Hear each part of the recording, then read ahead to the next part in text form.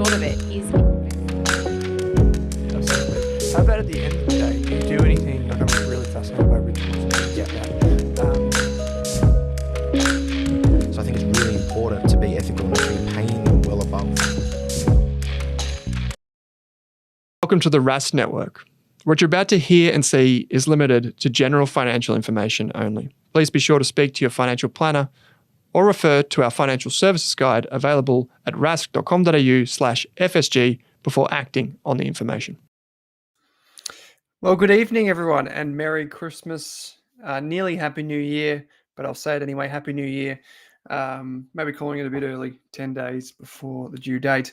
I could see a few people were guessing that maybe 6:10 is probably a record for us to be late, fashionably late.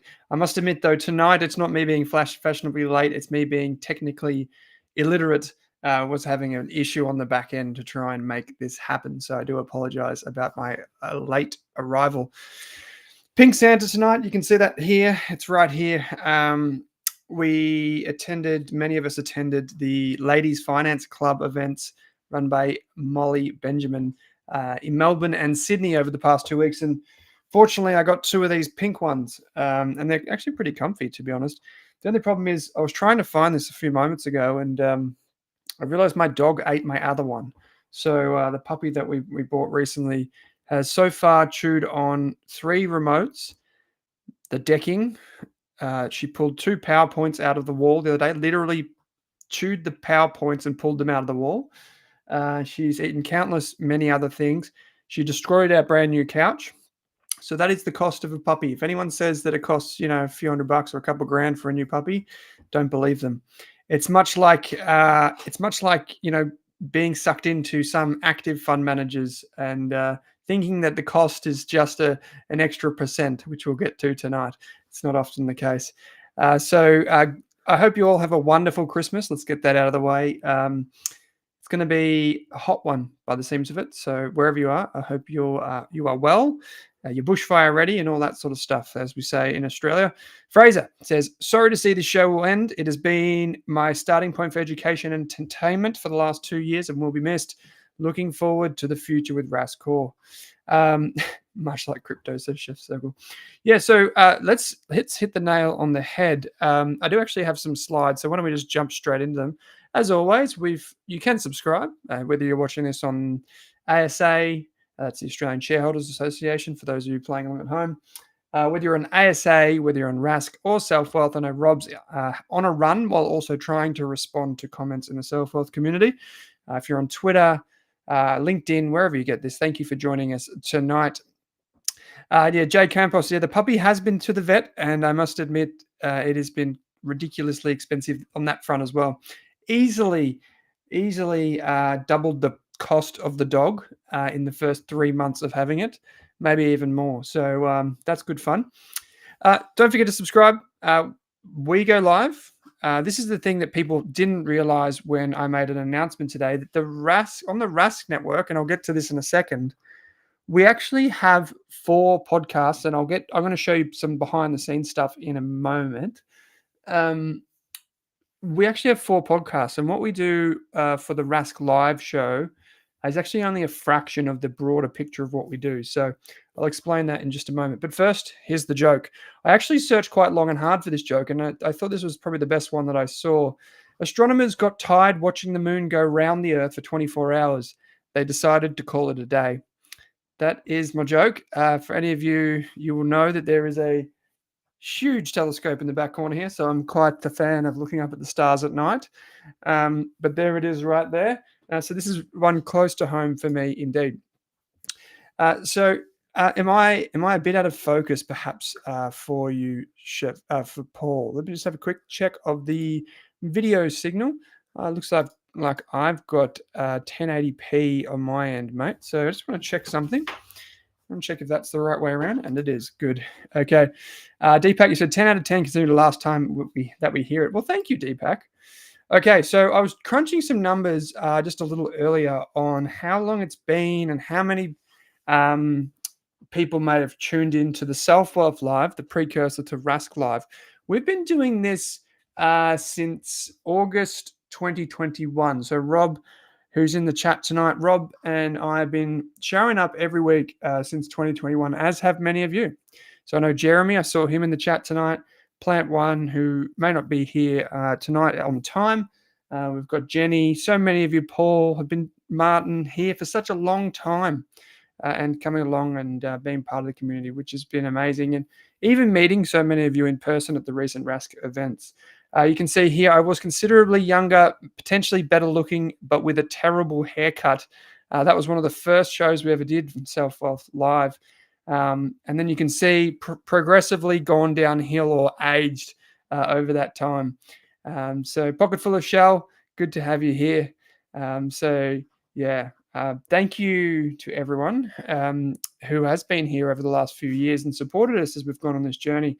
It's been huge. Like the last couple of years have been pretty volatile in markets, even though, say, like the NASDAQ 100 and S&P 500 are up considerably. Mike, at least you had hair, yeah. Well, thanks. That's quite an achievement when you're in finance and you still have hair left, Mike. I've got to say that it's rare. It's rare. Pretty stressful industry at times.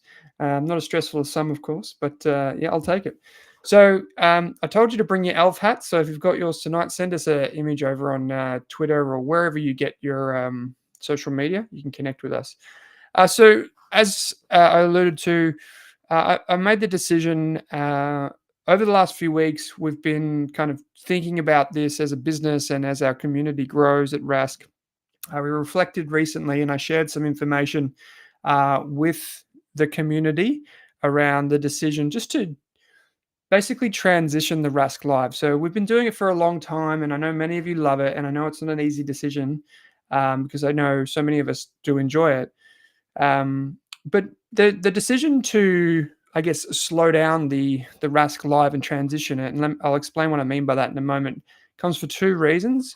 The first is a bit of balance and also a bit of focus. I was taught really early in my business journey that the most important thing in business, or one of the most important things, if not the most important, is actually focus. Focusing on what works and doing that again and again and again and again.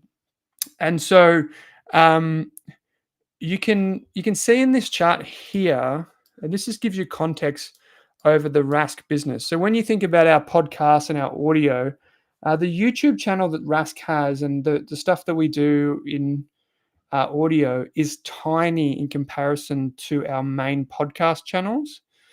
And so while I absolutely love doing it, we've got to focus on the biggest parts of our business and what our community really love. And so over the last few months, I've been thinking about this. That's the focus part. And you can see the growth of, this is our YouTube channels and our video downloads and that sort of stuff. We actually accumulated more viewership in 2023 than we have in the past 5 years put together. And then on this chart shows you the downloads of our podcasts. So anyone out there that might be familiar with this chart, I've shared this a couple times, but this shows you the growth of our podcast through time. And as you can see, it's grown extremely quickly over the years, and I anticipate that it will continue growing because people seem to love it. And I think podcasts as a medium are the best medium for financial information in the world. I think there's nothing that's beaten it, not even our friends at ChatGPT. So one of the things that also comes into focus here is in 2024. Some of you already know this, but at Rask, we're actually moving into managing money. So what that takes a bit of a different skill, not a different skill set, but a different kind of focus that I need to apply. And so basically with me and my analyst team, we're going to transition away. We're going to still do our memberships, but we're going to start helping people by managing their money for us. Because let's say, for example, at this 1 second, I can see that over 150 people are watching this live at this very second. I reckon for every one of us that are tuning into a finance show every week, there would be 500 other people, or at least 100 other people who are not that interested in finance, or if they are, they're not really going to, show up every week and tune in like all the rest of us. And so we want to help more people. And the way we can do that is we can help them by hopefully managing their money, investing in ETFs and those types of things for them. So that's a transition we're making as a business in 2024, and I want to reward the clients and the members who join us early on for that journey. And the way I do that is I prioritize them. So we're still going to do our 10 podcasts a week. That's what we do at the moment. So you'll still get on the Rask network, you'll still get the CEO interviews, the authors, the founders, the financial counselors, the financial planners, the Q&A. That's still happening each and every week. It's just for the meantime, I can't also afford to do the Rask Live show each and every week. So you can still subscribe, you can do all of that. And not only that, anyone, this is not a pitch, by the way, but anyone that does decide to invest with us or becomes a member of our subscription in 2024 will get a live show as well, live Q&A. So that won't be probably every week, it'll be every month, but that's just giving you a sense of it. So I hope that kind of explains the business case, the kind of balance across the business and where my focus is going to go. Many of you know that I'm supported by some great people at Rask across our network. So it's not just me, there's been some wonderful people, and Rob behind the keyboard has done an absolute wonderful job at Selfwealth to bring the Selfwealth community alive and to get us all rocking up every week. So yeah. Jeremy, you've asked a question. Am I right in thinking the acoustic guitar tune at the start of the Australian Business Podcast is actually yours? Jeremy, great question. So where is it? Our podcast. So with that, Jeremy, it's actually, so my dad is actually a guitarist and he's the one who creates the tunes for all of the podcasts.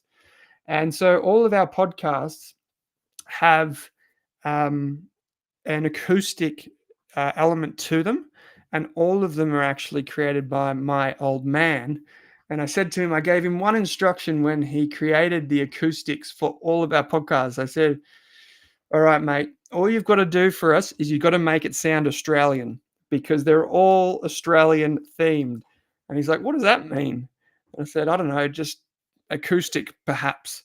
And so he went and created all of those acoustic tunes that go along with our podcast. So that's it. No royalties for him, though, I've got to say. So no royalties. Thank you very much, Stephen. No royalties. But he gets a lot of pride in knowing that the podcast last year were downloaded this year were downloaded 6 million times. So he's getting some good airtime, even though he doesn't get the royalty checks. So that's where they come from, Jeremy. I hope that makes sense. Yeah, so I wish I could play guitar half as good as he could, or even the piano half as well as he does. So yeah. Oh, Goon, this is an interesting thing. You've said, hi, all. Oh, and I know you were busy, but a Rask holiday get-together would be awesome. Goon, where are you located? Where are you located, Goon? Tell me that because, let us know. Jay Campos, he said, I've always thought they sound very Australian, so mission accomplished. Thank you. Yeah, he's done a fantastic job. He's done a fantastic job in putting this all together. I just want to reassure everyone, we're not going anywhere. We're actually going to grow as a result of this. And we still do the podcast. One of the options that we might pursue in 2024, for example, instead of doing the Rask Live myself every week, we might do the Rask Live with Drew, who has been on the show before, and then make that into an episode of the Australian Investors Podcast, because we do that anyway. So I basically do that as well. So I figured, well, maybe we could do them together. So it may not be bye forever. It may just be bye for now. And so that's just one of the things. Well, Goon, you're in Sydney. Well, we are doing 4 events next year. We're going to do Melbourne, Perth, Brisbane, Vegas, and Sydney. So Goon, you'll definitely be able to catch up with us in person next year and some of our hosts and what have you. But I'm also coming through Sydney every now and again. So perhaps you can send me an email and we can grab a coffee or a lunch or something like that. Okay, so deals. We've got a wonderful presentation to put together tonight too, by the way, guys. So don't worry, it's not just going to be me rambling about the live show. Deals. If you haven't already got your book through Major Street Publishing, I've got a couple of these books behind me. There's one right there. And there's another one. So I've got, here's another one. Okay. So first time stepping away from the camera while on a live show. But if you haven't already used the coupon code RASKXmas, you can pick up some of these books, 50% off. Even this one is a Major Street Publishing title. It's a great business book. They're all available on the Major Street website. Major Street Publishing, if you get any of their personal finance or business books, you can get them 50% off. Use the coupon code RASKXmas. We don't get anything for that, obviously. And if you want to become a member of our Rask Core service, which is our membership community where I'll still be doing some lives next year, you can join the community and get 50% off when you use the coupon code LIVE, LIVE. Just use that during the checkout and Bob's your uncle. Okay, so that's that. What else have I got for you? Okay. Okay, so I now know, thanks to your feedback, that by far the most important thing that you want to know about is basically retirement, whether that's early retirement, retirement on time, all those types of things. And just quickly on that, if, well, where was it? Retirement. Oh, yes, in here. So we now don't do financial planning at Rask, but if you want to match with a financial planner, you can head to our website and click on financial planning. All of the financial planners that work across our network, I individually vet them. So I review not everyone's statement of advice, but I review a batch of statement of advice. I review the FSG. I go through all the motions that I would go through to proof a financial advisor, but obviously I have a little bit more sway, so I can ask for copies of past, present financial planners, and I can review the type of advice that they give. Obviously, they have to get their client's consent and all that before they share anything with me, and it's anonymized.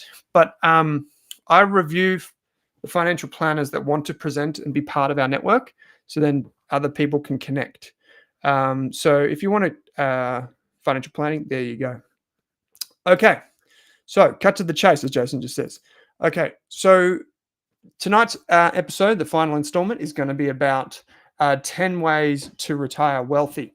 Now, in this section, I'm going to focus on a few different things, and I'm going to try and bridge a few gaps from whether you're just starting out or whether you're nearing retirement. So there'll be a few slides. Full disclosure, I did do a few slides tonight. Okay, so the first thing I wanted to focus on is attitude. And attitude is not necessarily an investment strategy, but I'm in the very fortunate position, and many of us are too, that when you've come across very wealthy people, one thing you may notice is that not many of the people that have done very well and have been very successful have very poor attitudes. And what I mean that to be, I said this is kind of like a pun, a play on words here, but I've met no one who is very wealthy that has a very poor attitude. And some people think, well, it's easy if you're wealthy to have a good attitude because everything's easy. But that's not necessarily the case. And so for me, I've found that all of the people who are successful, not just financially successful, but successful in relationships or successful in their careers, none of them have a poor attitude. And yet I meet so many people who complain, who whinge about things, who blame quote unquote the system, or find a reason that quote unquote they are doing something wrong, or people who come up to me at events and they say, how are we going to, the system is corrupt and all this sort of stuff. Those are the types of people who have the attitude that's not necessarily going to help them succeed. And so over my years of studying CEOs and founders and investors and these types of people, what I've found is that they all have a particular type of attitude when it comes to making money. Even if they don't have millions of dollars, they still have this type of attitude. And I don't want to get, I don't read self-help books. I don't really get into that sort of thing because I think there's an irony with a self-help book is that it's not really a self-help book because you're using the book for help. It's not self. So it's like self-managed super funds. Most self-managed super funds are not managed by the self. They're managed by a professional, which kind of defeats the purpose of calling them self-managed super funds.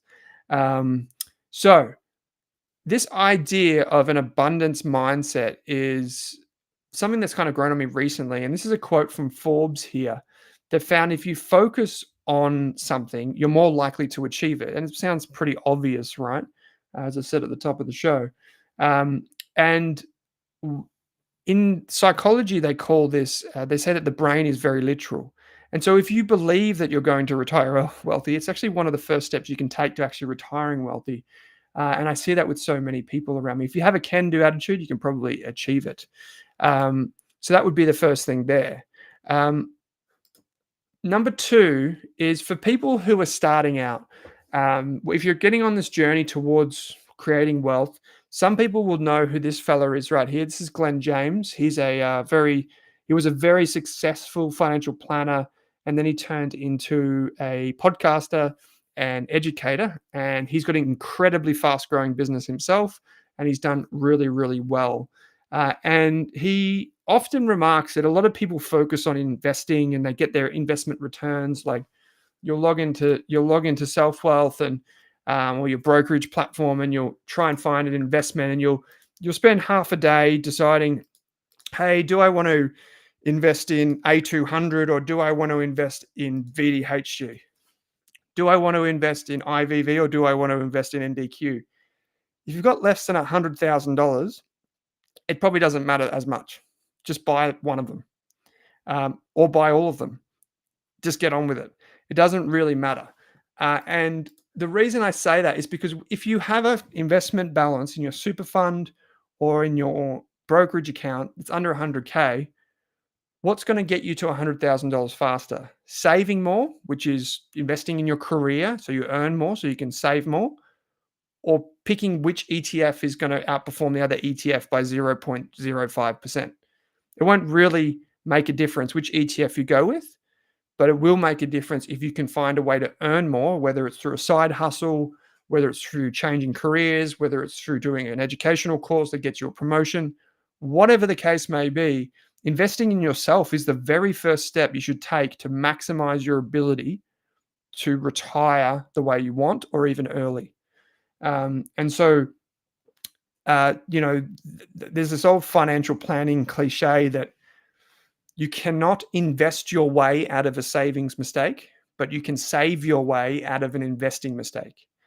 And so many people, they'll just jump the gun, get straight into investing, and they just bypass the single most important thing, which is, do I have a good financial hygiene? Is my financial house in order? And that's pretty simple. It can be revealing. I say it's simple. It's not easy. You can, do your own budget. You can jump in a spreadsheet. You can review your bank statement. That's all your financial planner would do for you anyway. So you may as well just have a look at it and check it out. But the fastest way to $100,000 is to actually invest in yourself and your career and figure out what's holding you back from earning more. So a financial planner who I deeply, deeply respect and a fantastic business person and investor in his own right. When I first met him, I was trying to talk to him about the way he runs his financial planning business to find out if he's actually, in my opinion, worth listening to. And he's, I should have respect for this person because of the way they conduct themselves. And he said, to be honest, you don't need to pay me to be your financial planner. You don't need to pay me. If you just go through life and you avoid the major, I won't repeat the exact word that he said, but it was something along the lines of an F up. If you just avoid the major F ups that people make, you'll be fine. And I'll explain some of those in a minute. But clearly the most prominent mistakes that people make is they get stuck in speculations. So speculations are things like Bitcoin, which in my opinion is just outright lunacy for people to invest in. I just think it's an absolute farce. Along with all of the other cryptocurrencies, I just think it's a joke. And I just think that people that want to invest in that's fine. That's by all means, but contain it to a very small part of your portfolio, because at the end of the day, while the price may go up, it does not necessarily make it a good investment. It's a pure speculation. And so if you take too many speculations over your life, I think you're tilting the odds towards failure, not success. Some of them may work, but it does not necessarily make it a good decision. Much like Annie Duke, the famous poker player, and I guess, I don't know what you'd call her, but Annie Duke says that this is something called resulting. If they invest time and energy into making a decision and they make that decision and the thing works, they think because it works, it was a good decision. It does not necessarily make something a good decision just because the share price or just because the Bitcoin price goes up. It does not mean that it was a good decision. And so the decision-making process is like based on proper data, proper evidence that would support a conclusion. Another thing that people get really wrong, in my opinion, is they over-leverage with bad debt. Bad debt is the type of debt where you use it to invest in something that does not appreciate in value. Credit cards and these types of things can be wonderful assets for cash flow management and for points hacking and all that sort of stuff, but they can be very dangerous in the wrong hands, which is why a lot of people avoid them. Many of you who submitted your, let me just have a look.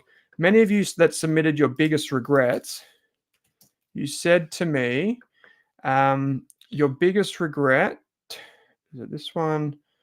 No. Okay, I cannot find it. I'll find it later on and I'll find the answer. But many of you who submitted your biggest financial mistakes, there was a common element in some of them. And one of the things was relationships. Many of you said that relationships were the thing that caused you the biggest financial pressure. Being in the wrong relationships, being around the wrong people for too long. So it's not necessarily like divorce. It could be being surrounded by people that, bring the average down, so to speak. And so that's a mistake that a lot of people make. And it's not an easy one. And I'm not here to tell you what is right or wrong, but that's just what everyone in the community tended to show me. So another thing where people tend to go wrong is they tend to forget that their superannuation is invested in the stock market for them. And I shared this chart on social media a few weeks ago, and a lot of people saw it and they thought, well, I need to go and review this. But I was chatting to a financial planner and he said, I speak to a lot of people that have read the Barefoot Investor book, which is the absolutely standout book in Australian finance. It's the most wonderful book on finance in Australia ever written, I reckon. And I do not have it on the shelf behind me. It must be behind the cupboards. But a lot of people ended up going with the Host Plus superannuation fund, which is a big superannuation fund. And what people think when you ask them, what super fund are you with? They go Host Plus, Australian Super, CBUS, Hester, the Retirement Trust, these types of things. But that is only one aspect of what it means to pick a superannuation fund. The single most important thing when you pick your superannuation fund is you look at all of the fees. So I've explained this for a lot of people, but this is what people do when they have a super fund, especially even as they lead up to retirement. They don't realize this. I showed someone this the other day and I was just blown away, and he was trying to retire in the next 2 years. Is when you have a super fund, so say this is Host Plus, inside the super fund, you have many different options. Now with Host Plus, you might pay, I don't know what the exact figure is, but to the actual super fund, you might pay $100 a year. But depending on which option you go with, that's where you might pay fees. And in this instance, what we can see here, if I zoom us in a little bit, what you can see here is the total investment fees, and this is 0.98%. That's for the balanced option inside Host Plus. When Barefoot Investor wrote his book, he was not talking about the balanced option. He was talking about the indexed option, which is this one right down the bottom here, if you can see that, 0.04%. That's the one that he was talking about, not this one. And so people make this mistake. They just select a super fund and think, oh, well, I'm done now. And I'm going to show you why this is important for retirement in just a sec. But let's just think about these numbers. So that's 0.98%. That's 0.04. That's about 20 times in difference, 20 times over in fees. That is a huge difference, humongous difference. So over time, that actually adds up. And let me show you what it looks like. So the Productivity Commission came out a few years ago, and they said that, and they did this little useful chart of a 21-year-old, so a bit younger, but they did a 21-year-old earning a $50,000 salary. And they showed that if you had they had two pathways that they could go, exactly the same. They want to retire at 67. If they just simply chose the super fund that has 0.5% higher fees, all else being equal, that person retires with 12% less. But that 12% less for this person is actually 2 years of work. And that's the difference when you choose a superannuation fund that doesn't perform or its fees are not up to scratch. And so a lot of people can solve this problem by checking and reviewing the super fund. Even if you don't see a financial advisor, you can review it. You just need to be very careful, obviously. Past performance is not indicative of future performance. Read the product disclosure statement. And most importantly, make sure you're covered for insurance before you make any changes with any superannuation fund ever. But this is just from the Productivity Commission. You can go and Google Productivity Commission Super. Now, the reason why I share this with you is because there's another tip that I have in a moment for superannuation if you're closer to retirement. That will be with you in a sec. Last week on the show, we had Pete Wargent, one of Australia's leading property economists and property thinkers. And Pete introduces to the idea of using property as a way to create wealth. And you might remember he had 3 charts. One of those were very fancy, and it showed you different houses and leverage and debt, and if you added properties and blah, blah, blah, blah.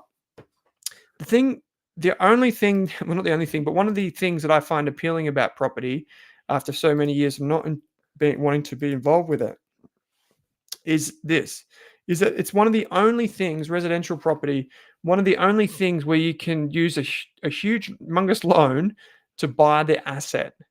Now, I know what you're thinking. You just said something about don't use debt and all this sort of stuff. So the debt element, this is fair.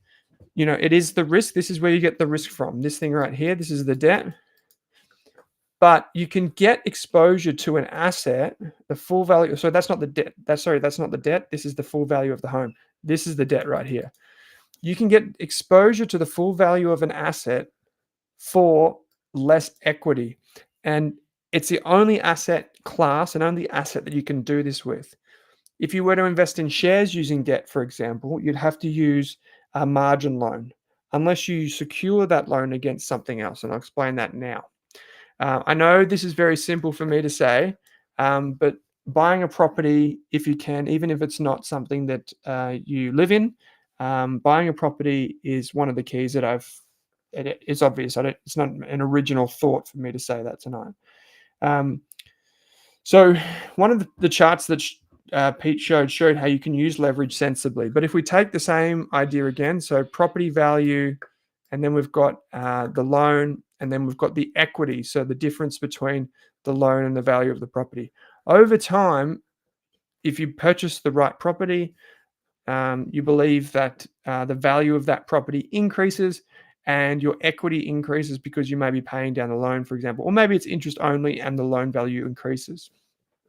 You can actually use that equity, and a lot of people in Australia have historically used extra equity that they've built up. They'll take half that equity and then they'll use that equity to apply against another investment property, which then they use more debt for.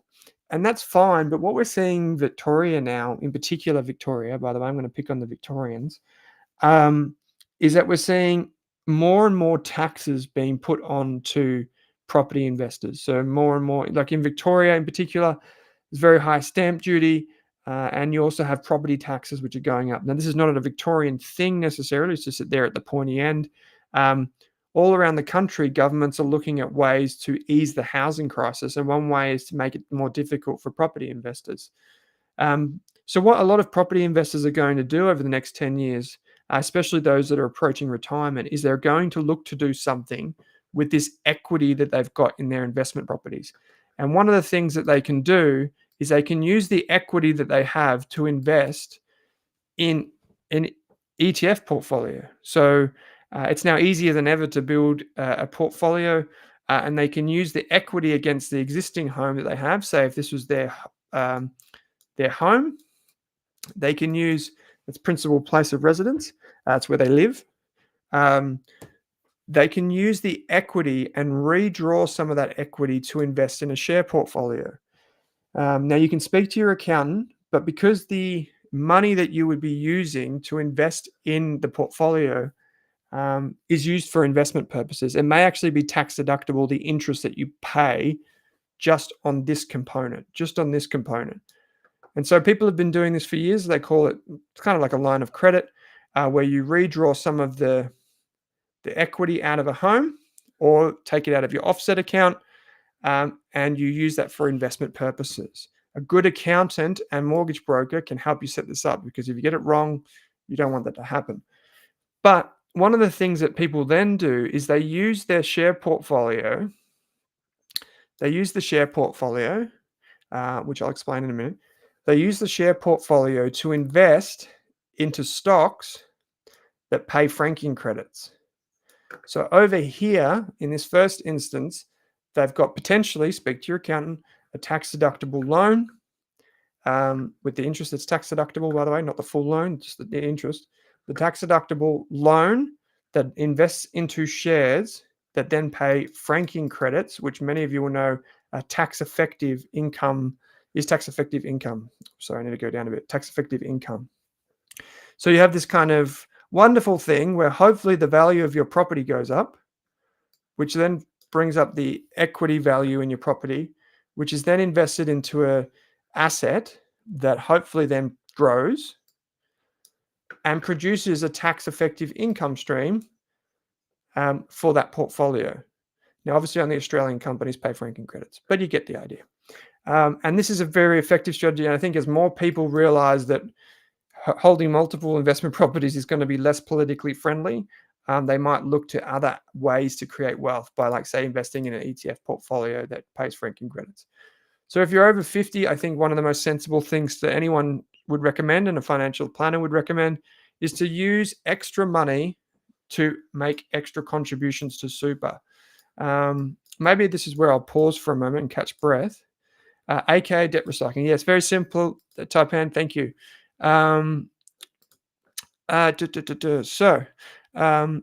Okay. So can anyone tell me, do you put extra money into superannuation? Do you put any money, or have you ever put any extra money into super? While you do that, I'm just going to read the comments. I'm going to catch some breath. I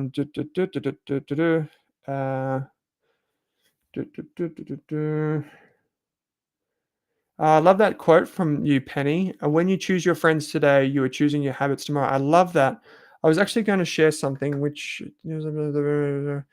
I might come back to that, Penny, by the end of the show. I might come back to this. There was actually something that I was going to share with this elephant and this thing right here. I'll come back to that at the end of the show if we want to talk about that. But great quote. Okay, cool. Okay, any brokerage. So Jeremy Owen, is this possible with your family home? For example, if you own 100% of it? Yes, Jeremy. So obviously speak to your accountant, speak to your mortgage broker, but it doesn't matter if the home is your principal place of residence, as far as I'm aware. So this is a home, principal place of residence where you live. The idea is that a bank is more likely to lend on a property at lower interest rates, which is a good thing, than any other type of asset. So you can get a loan to buy shares, but oftentimes the interest rate on that loan is like 10%, which defeats the purpose of having the loan, because most people can't achieve over 10% return. So that's one thing. PDP, you said you salary sacrifice. Yeah, fantastic. So Penny, you said I have maxed out concessional contributions ever since I was in my early 20s. Amazing. Salah, you've said yes, maximum allowable limit of 27,500. Love this.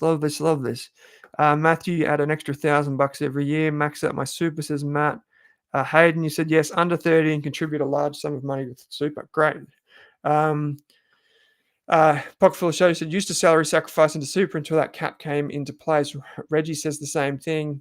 Qatar says always add more. Jeez. Okay, this is all great. You guys are doing so well. So basically, one of the things that many people do is they take money out of their pocket. Let's just say that's their pocket. Look at that good looking pocket. Or let's say that that's their wallet.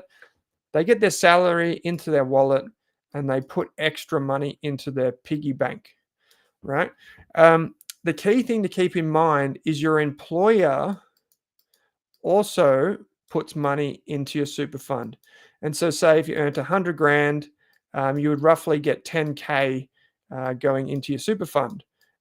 So the allowable limit in Australia is 27,500. There are some There are some rules that you can be aware of if you speak to your financial advisor. 27,500, which means that if anyone is not maximizing their super contributions up to 27,500, you can always put extra in yourself.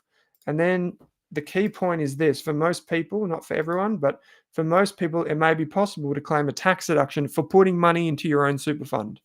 So you can claim a tax deduction, but there are some rules and there are some other things that you should consult with your financial planner with, or you just read the super fund's website. This one's just here from Australian Super. You can see Jane contributes an extra $4,000 to her super in April. Jane sends her tax deduction claim form to Australian Super, and then that just looks like this.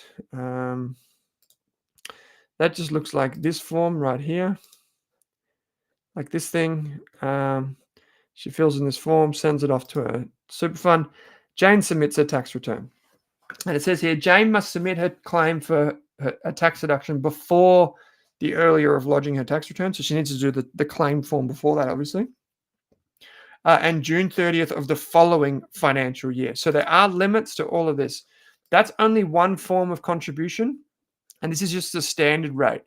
You may be eligible for more or less contributions to your super depending on your balance. And there's another thing called a non-concessional contribution, which Verghese has just pointed out. Non-concessional payments of $110,000 each will also help. 3 years payment can be brought forward. Wonderful. Thank you, my friend. Yes. So this is only one form of getting money into super. And the people at home are probably asking themselves, if they don't know this already, why would you put extra money into super? It's because for most superannuation funds, the returns that are achieved inside the super fund are only taxed at 15% versus outside of super, which is at your normal tax rate, which could be as high as 47%. So there are rules, and I can see a few of you have already cottoned onto this, Mike, Payam. There is a transfer balance cap. So when you reach retirement and you decide to transfer into pension phase, there is a limit on that amount. And the key thing is that it's a limit, but it's a tax threshold basically. So that's all it is. It's a tax threshold. So if you've got less than $1 million in super, don't worry, happy days. Keep contributing extra. That's not personal advice. It's general, of course. Everything is general tonight, but that gives you a sense of what the limits are. The limit's quite a bit higher than that. So. Yes. So, Paul, another great point. Thank you, everyone, for contributing. This is what I love to see. So, there is also something I read about. If you sell your principal place of residence, i.e., your home, you can contribute extras to super without penalties. Yes, Paul. It's the downsizer method, but there's also now limits to contribute more upfront, Paul, as well. You don't necessarily need to have sold a home. Another thing to keep in mind is that if you're a small business owner, and I'll get to that in just a second, you may be able to contribute more of the money that you have into super as well. If you sell that business, for example. Now, I won't bore you with the specifics because it is very boring, that part of the legislation. You won't find it as easy to kind of translate into English. But there are some concessions for small business owners to transfer money into their super fund when they decide to retire. And I'm saying it is extremely compelling, guys. If you own a small business, go and speak to a financial planner long before you plan to retire. It could be the difference of hundreds of thousands, maybe even millions of dollars, right? So go and speak to a financial planner with all of this stuff when it comes to super. And if you are contributing extra, even if you just pay an extra couple of bucks a month, like I just put an extra amount of money to cover my extra insurance, I still claim a tax deduction at the end of the financial year. So that's that. Okay, so many of you will be familiar with Kiyosaki's cash flow quadrant. You can earn a salary, you can become a contractor and probably earn a little bit more. You can start a company and run your own business, or you can invest in other people's businesses. So pay as you go, which is just if you're on a salary, your taxes withheld by your employer. Australian business number, this would be what you need if you're going to be a sole trader or do some contracting work or a side hustle like Uber or something like that. An ACN is an Australian company number. This is when you take your business seriously and you're starting to turn over 100 grand a year or more. You probably want to be in a company structure. And the ASX is the Australian stock market. That's obviously when you invest in someone else's business. So most people in Australia spend too long in this part of the cash flow quadrant. They're just earning their salary, contributing a little bit extra to super, which is great. Maybe trying to pay an extra little bit on their mortgage. If you want to retire on time or retire really comfortably, you've got to find a way to move out of this part of the quadrant. You've got to move into starting your own business, which is extreme. A lot of people don't want to do that, and I do not blame you. Or just investing in someone else's business. And that could be a private business, it could be on the ASX, it could be on the US stock market, it could be an ETF. But you've got to invest. That's the only way you can make your money work for you, is if you invest. Now, some people would say, well, you can pay off your property. Yes, you can. That's a good idea too. Put it in an offset account. For what it's worth, guys, I'm not a huge fan of paying off my home, my mortgage. I just don't. It doesn't make financial sense to me, so I don't do it. I instead prefer to put the money in an offset account, and then that gives me more flexibility in the future. I hope that makes sense. So this is the cash flow quadrant. It's one of the ways that anyone can kind of think about growing wealthy, and show your kids this chart. If you're trying to teach your kids about money, you can say, well, you can work for the rest of your life on a salary, which is fine. You can do really well in your career, which is great, but you want to make your money work for you. So there are other ways you can go about it. Okay, so before I get to this, I'm going to catch my breath. Deepak, you've said that my super fund only mentions that the sectors that is invested in on their website. Can I find out what the underlying investments are? There is, so many of the super funds make it very, very, very, very, very hard to find out where your money is actually invested. There is a part on the some websites, and I thought Australian Super had it, and they could still have it. Now, Deepak, I just don't know where it is off the top of my head. You will get sector breakdowns like this, but one of the things I didn't have time to mention before is that you can go into your super fund and you can select. This is not just for you, Deepak, it's for everyone. General advice only, of course. There are pre-mixed options, which is just like when you get a glass of Coke from the pub. They kind of mix it. Or you can do your own mix, where you pour your own syrup and you put things together. A DIY, a member direct is what I'm looking for. In Australian Super, and I'm just using them as the case study. This is not an endorsement for them. But in this option, people can invest in some of the things that they want to invest in themselves. So they log into their account and they just go and choose their own ETFs. It's that simple. So if you don't want to just go into the balance option, if you're an investor and you want to kind of just manage your own money, you don't need to start a self-managed super fund. You can just log into your own super fund and direct the money. Now, not everyone offers this, and it is risky because you're investing your own super fund. So that's just something it's a feature. That's what I'll say. So Vince, can you claim a tax deduction on superannuation contributions even if your contribution was made pre-tax, i.e. you ask your employer to take it out before tax? So that's what we call salary sacrifice, Vince. And there'll be heaps of information available on the ATO website for you, good friend, or just speak to your accountant. The thing is, it's effectively the same thing. So I don't use a salary sacrifice arrangement just because I like the flexibility of being able to do it myself. ABN equals side hustle. Yes, absolutely, Taipan. Thank you, mate.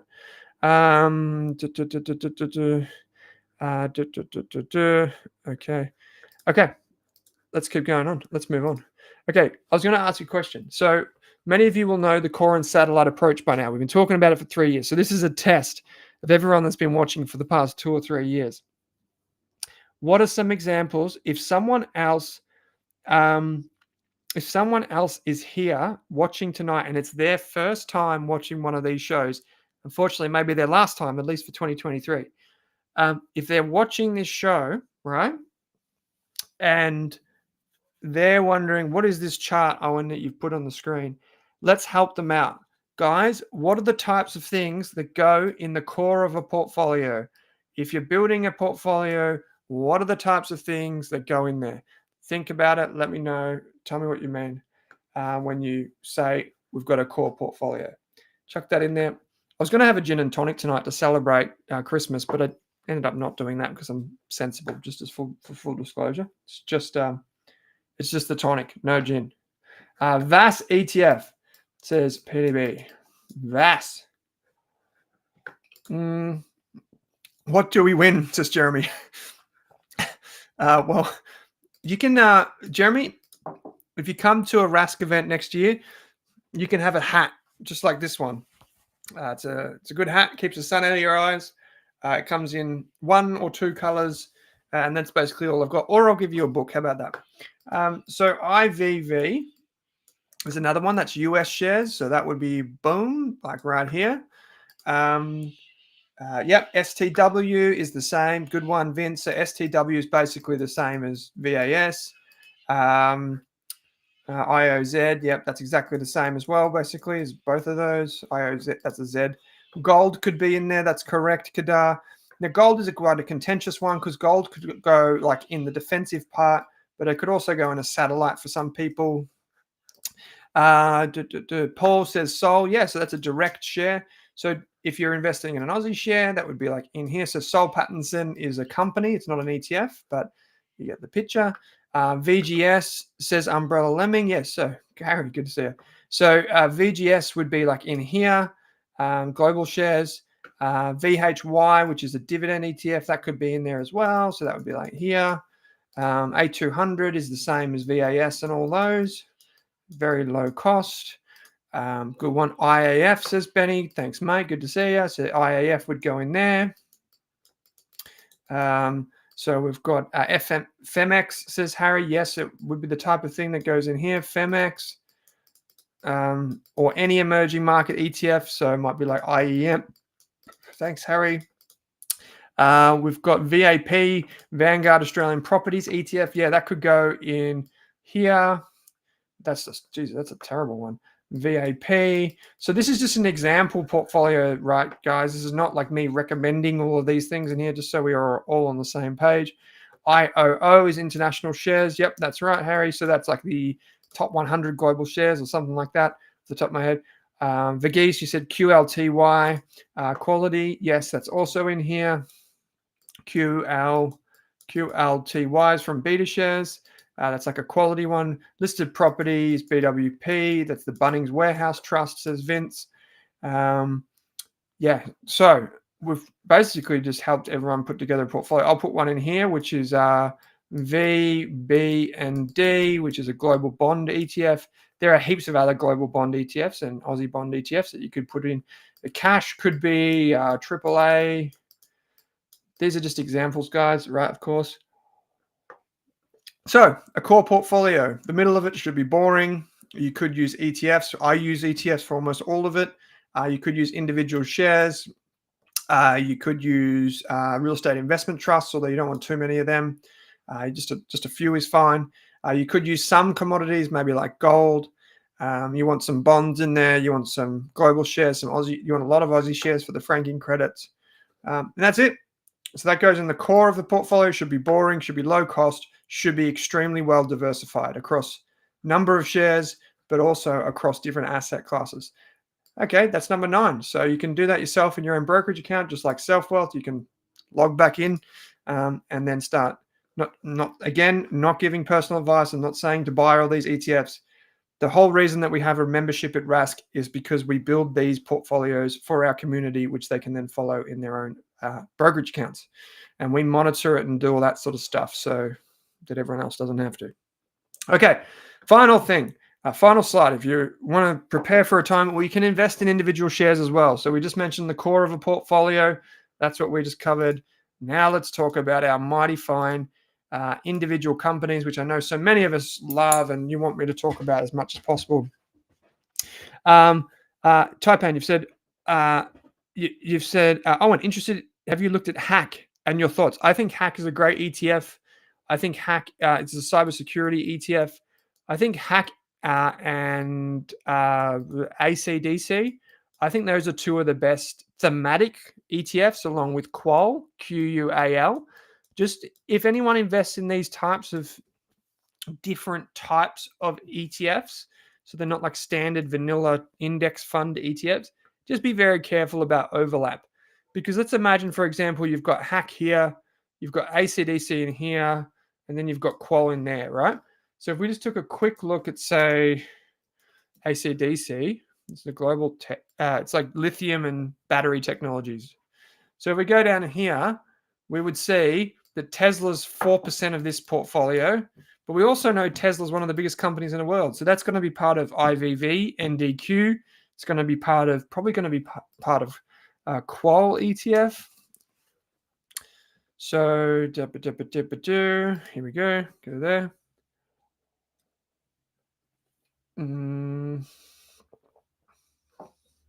Where are the individual companies? Here we go. So inside Qual, Tesla doesn't actually make the list. That's surprising. I thought it might. You get my point. If you have all of these different thematic ETFs, you just got to know your overall exposure. Because if all of these ETFs were, for example, in one portfolio, then your international share sliver, which is normally this bit here, might actually be a lot bigger or something like that. So just all about knowing the kind of exposure and overlap.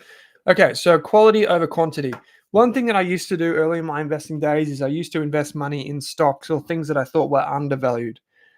The only problem with investing, well, not the only problem, but one of the problems with investing in undervalued stocks is you end up with really poor quality companies.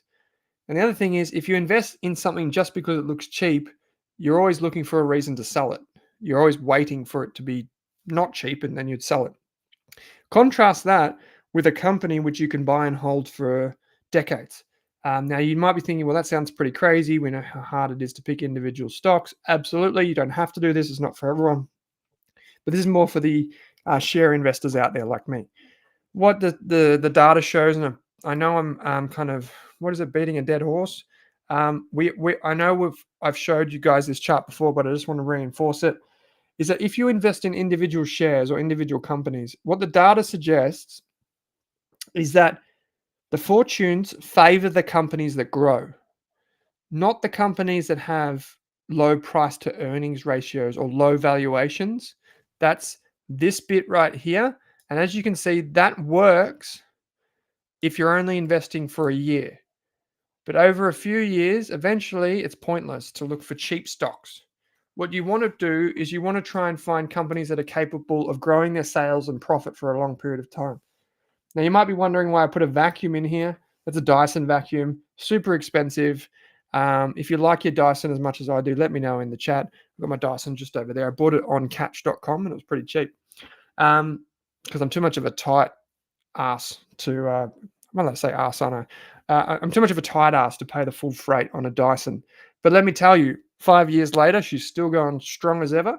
And I'm happy that I made the transition and forked out for her early days. Penny, love my Dyson. Yeah, the Dysons, let's be honest. Perfect vacuum, says Rob.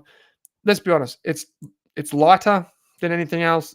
It's more powerful. It's simple. It's quick. It charges real fast. It's amazing. All right. So Paul says Mrs. loves hers. Paul, you're supposed to say we love ours. So finding companies that can keep growing for a long period of time. So the types of things that we want are aligned managers or aligned management team. We want an industry which is growing so that a company underlying it can grow even faster. We want a company that has a competitive advantage. So that's like that ring of water around a big castle. Look at that castle. There we go. We want all of those things when we look at individual companies. So a great example of this is like Charlie Munger buying Costco. We spoke about Costco a few weeks ago on the show. Costco is a wonderful business that, I'll give you an example. Costco only stocks 4,000 products, but when you walk into it, it feels like you're walking into a footy stadium because it's a gigantic warehouse, but it only stocks 4,000 units. Contrast that with a normal supermarket that stocks about 100,000. So Costco's competitive advantage is that it actually makes people pay more because the things are bigger, they're bulky items, but also because it doesn't need a distribution center. It just pushes all the products straight to the store and it moves through the product. So Even though when you go into a Costco and you see stuff on the shelves, so let's say you go in there and you see some finished dishwashing tablets. I had to buy some of those the other day at Coles, and it was extortionate how expensive that was. But say you buy some finished Powerball tablets, whatever the heck they're called. If you go into Costco, the difference between Costco is that if Finish or whoever makes those Powerball tablets for your dishwasher, when they're on the shelf in the Costco still hasn't paid the supplier because there might be payment terms of say, 30 days. But by the time the 30 days comes due, Costco has already sold that product because the customers like us, like me and Paul here, we walk in and we get a whole box of finished dishwashing tablets. And so Costco has this wonderful business where it effectively doesn't have to pay for the product it's selling. It just clips the ticket on the way through and it makes money from the memberships, gets people a hot dog, which it doesn't make much money on or loses money. But you get the idea. You're looking for wonderful companies like that run by wonderful people with great cultures. And this is the thing. Costco, you wouldn't think is a growth company. But as you can see from this chart here, 10 years is when the growth kicks in. So a lot of people, when they're investing in individuals, companies or stocks, they're looking for growth in the next 1 to 2 years. Oh, how fast is it going to grow sales this year? It's got a new product coming out next year. That's not the meaningful part of this chart. The meaningful part of this chart is the back half. It's the growth that can be sustained in years 5, 6, 7, 8, 9, 10. And that doesn't have to be 20% growth a year. It doesn't have to be 15% growth a year. It can be high single digits like CSL or BHP. You just need to find the companies that grow. That's all it is. That is literally it. Mr. Morkra, yeah, they sell on fixed margins. So I think Mr. Morkra, can you tell me? I'm pretty sure from the top of my head, the number one of the rules that they have at Costco for pricing is that there's the rule of 13. So everything's marked up. Is it marked up by 13% or something like this? They've got some sort of formula for calculating the price. Ragman, you've said, with multiple Huskies in my household, we have found the Millets last longer. The Millets are great vacuums as well. So Payam, I've read somewhere capital gains taxed at 10% in super versus 15% for income earnings. That's correct. So thanks, Mr. Walker. Thank you. So that's correct, Payam. So you have the capital gains tax discount inside super as well. So that's one thing to keep in mind. Thanks, Mike. Thank you.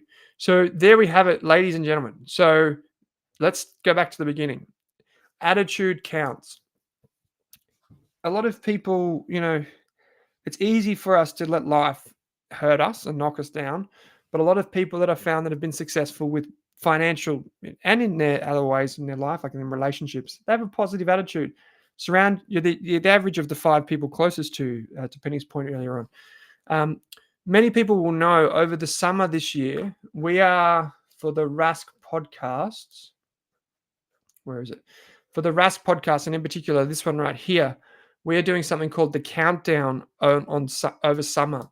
So from January 1st until the end of January, we're counting down the most impactful episodes of all time. I've been running that since 2017, and we're going to count down episodes to the episodes that had the most profound impact on our community.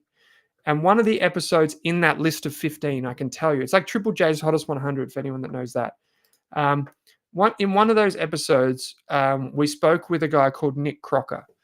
And Nick Crocker has written this blog post, and I'll get it up now.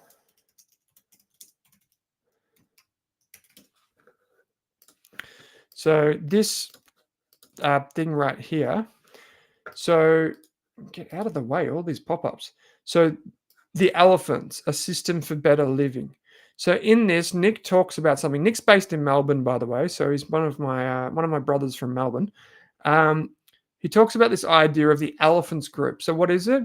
The Elephants Group is a group of people that you can trust to talk to and to share your vulnerabilities with every quarter. So what I mean by that is he believes that he had this group of friends that he would meet up with every 3 months. They would go somewhere, they would hire out an Airbnb, and they would just talk with their friends, these really close friends, about things like bank balance, financial goals, insecurities, doubts, any of that sort of stuff. And it gives you a framework for doing that. And basically the idea is that you can be vulnerable with someone and you can surround yourself with people who you can trust to help make you a better person. So that's called an elephants group. I'd encourage you to go check that out. Over here, what I meant to say before, Penny, to your point, is many of you will know that on a company, you have a board of directors like BHP, CSL, Apple. These companies have a board of directors. And what happens in this situation is the CEO, who's this person up here, reports to the board of directors, and the board of directors either approve or disapprove the CEO's strategy, budgets, and that sort of stuff. That's how board of directors works. So the CEO is accountable to the board of directors. Shane Parrish, who is a fantastic blogger, podcaster, former spy, and I guess growth mentor, he has this idea that you can have your own board of directors. So even if you don't grow up and you don't surround yourself with people who are wonderfully positive people, who have an abundance mindset, who are interested in investing, you can still model your life based on the fact that you may have an imaginary board of directors. So what I mean by this is, let's say, for example, you want to do better in your job. But in your job, there's no manager, there's no one around you that you think, oh, well, they're probably a good role model. So what you can do is you can imagine in your mind, you can imagine the best role model you could possibly have. They're going to be on your board of directors, your imaginary board of directors. So the next time you do something in your career, you say to yourself, would XYZ person, whatever let's say their name is Sally, would Sally say that this is a good idea? Would Sally approve?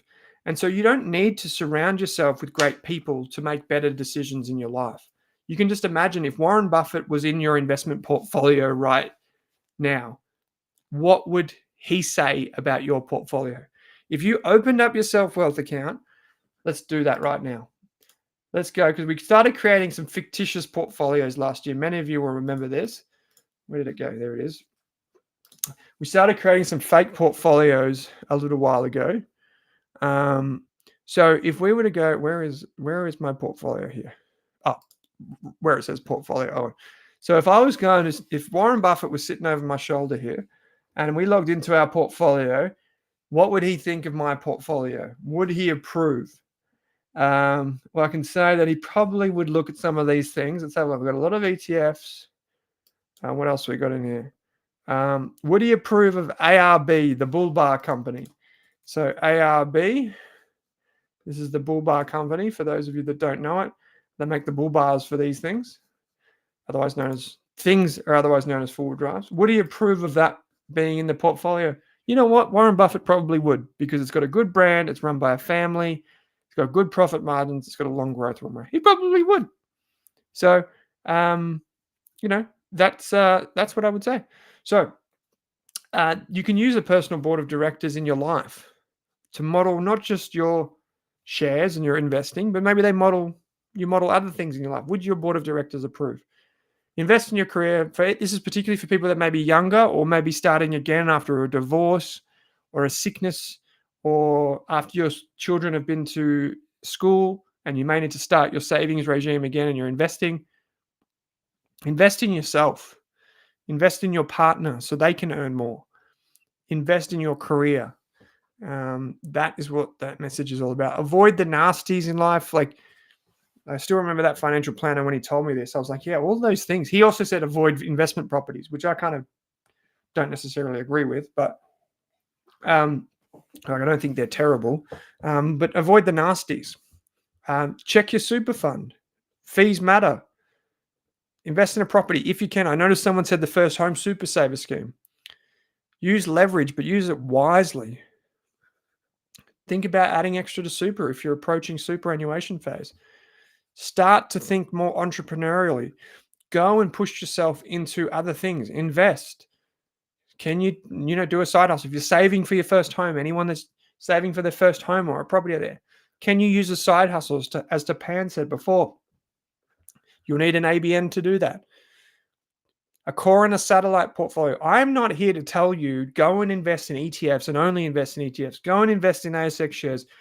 Go and invest in an active fund manager or an index fund. I'm not telling you any of that stuff. What I am telling you is you can have it all if you want to have it all, but just build your core portfolio sensibly. You don't need to do something stupendously outrageous to make money with a core portfolio. The core is where you make most of your money, but boring works. Low cost works. Diversified works. Then you can have your satellite.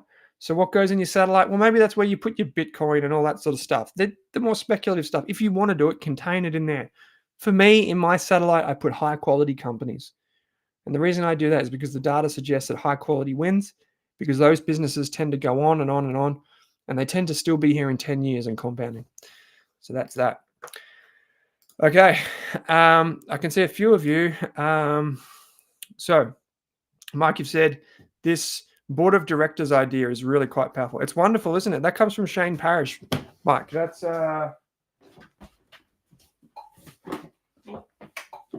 this book right here, Mike. Clear Thinking by Shane Parrish. That was the book that he wrote. That's what when I interviewed him recently. Talks about that in there.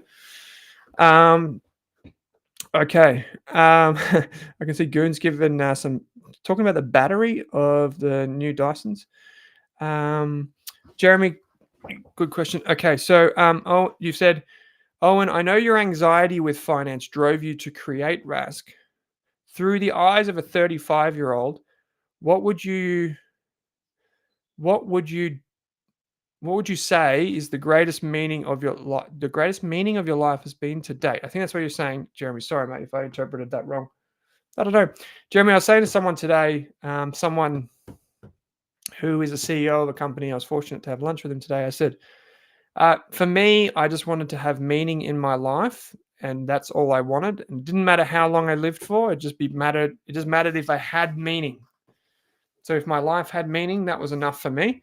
And that's what led me to start the company. The reason I started Rask was to have a positive impact on people's lives. And so I feel like we've done a pretty good job with Rask over the last few years to get it to over 200,000 people. Do I think there's more that we can do?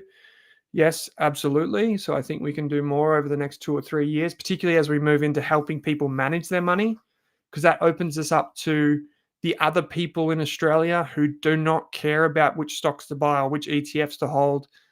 It helps us help more people who just want to pay their money into their account and they want someone to do it for them. So that's going to be a big thing. And I said today, like if in a few years Rask just disappeared, that would be obviously pretty hard for me, but at least I would know that we've done the right thing and we helped people while we were here. And that would be enough for me. And then I'd just go back and I'd probably go and resume my old tradie apprenticeship, my old carpentry apprenticeship, or do something like that and take a life like that. So that's what I would probably do, mate. So yes, is the answer. I'd say that the meaning has come through building something that helps other people. We just happen to do it in finance. Many people help other people with in carpentry, or they run cafes, or they support their family and these types of things. I just happen to do it with finance. So that's all there is to that. So thank you, Umbrella. Let me thank you guys. I really appreciate it. So thank you everyone for everything over the past few years with the Rask Live show. Don't forget, we will still be here for a very long time. Rask is not going anywhere, and neither is Selfwealth. On the Selfwealth YouTube channel, there is stuff there from Jason McIntosh for any of you that are interested in trading and stock trading and these types of things. At Rask, we've got some big plans for 2024. Where did I put that? We've got some big plans for 2024. We'll still be doing our live show inside our community. It'll just probably be once a fortnight or once a month. We've still got online courses. We've enrolled 25,000 people. Recently, we enrolled our 25,000th person. My mission with Rask is to get to 100,000 people in free courses by 2026. So we're enrolling people.